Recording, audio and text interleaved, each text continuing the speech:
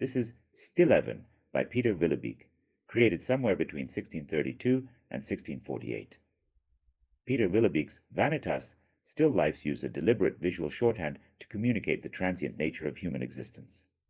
This type of artwork shows the viewer the worthlessness or vanity of worldly pleasures and the inevitability of fleeting life. Overturned goblets.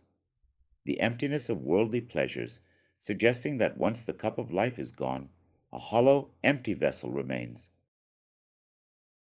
The cold, hard stone of the ledge serves as a powerful symbolic contrast to the soft, perishable fruit, effectively emphasizing the theme of transience by juxtaposing enduring materials with those destined to rot.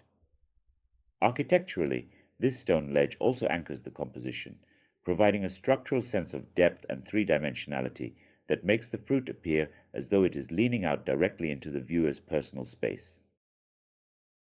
The object in the background that resembles a kettle is likely a silver or pewter wine jug, also known as a flagon, showcasing the high status of the household. Willebeeck paints it with a dull, metallic sheen, embedding reflections for realism. This golden trophy is a real nautilus shell brought to Europe by the Dutch East India Company from the Indo-Pacific. It is mounted in an elaborate, gold-plated silver vermeil stand. These stands were often shaped like sea monsters, tritons, or classical figures holding the shell aloft. It indicated that the owner was wealthy enough to afford treasures from around the world.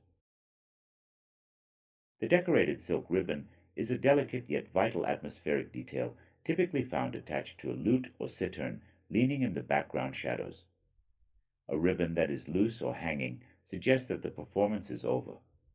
Since music only exists while it is being played, it is a primary symbol for the transience of life. The pearlescent sheen. Willebeeck uses a technique called iridescence to capture the mother-of-pearl surface of the shell. Rather than being one solid color, the shell displays a rainbow of soft pinks, pale blues, and milky greens that shift depending on how the light hits it.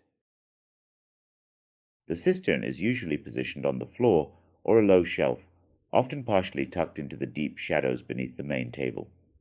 They are using a specific visual trick to make the painting feel more like a real three-dimensional room. When you first look at the painting, you see the bright fruit. But as your eyes adjust, you begin to discover the objects hidden in the shadows, like the glint of a lion head handle on the cistern.